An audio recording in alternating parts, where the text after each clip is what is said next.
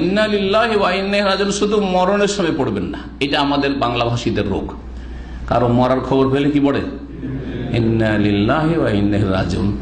সে মুসলিম মরুক, কাফের মরল, কাফের মরল ইন্না লিল্লাহি পড়ে ফেলল, এমন অভ্যাস হয়ে আছে।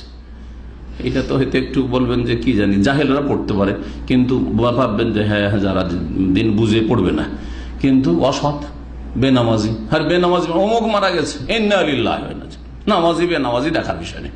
মুশরিক কবর পূজারী মারা গেছে ইন্না লিল্লাহি ওয়া ইন্না ইলাইহি রাজিউন, ঠিক না? বিদআতি মারা গেছে ইন্না লিল্লাহি ওয়া ইন্না ইলাইহি রাজিউন। মরলেই হইল কেউ, মানে মরার খবর পেলে কি পড়ে?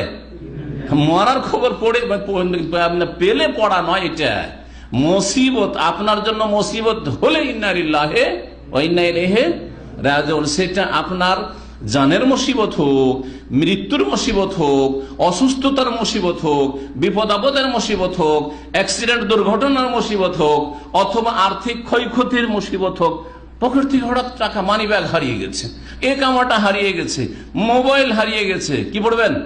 ইন্না লিল্লাহি, সাথে সাথে পড়েন, আপনি সাথে সাথে পড়বেন, দেখবেন যে আল্লাহ পাক উত্তম বিকল্প দেবেন।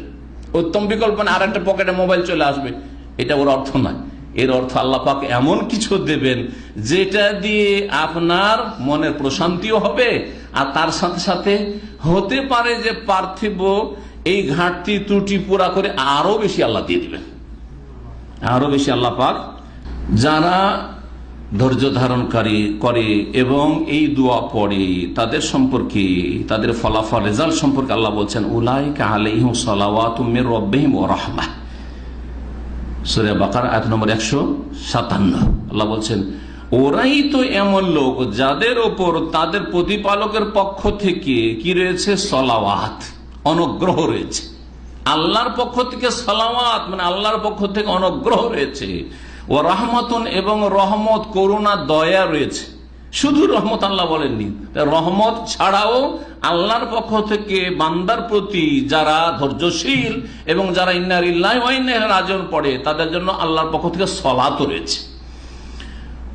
আর কি ফলাফল রয়েছে? ওয়া উলাইকা হুমুল মুহতাদুন, এবং তারাই সঠিক পথ প্রাপ্ত, তারাই হেদায়েতের রাস্তায়।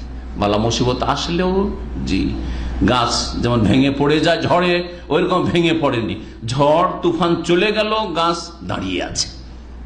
খেজুর গাছের মতো ঝড় তুফান আছে, খেজুর গাছ দাঁড়িয়ে আছে, অথচ খেজুর গাছ সবচেয়ে উঁচা গাছ।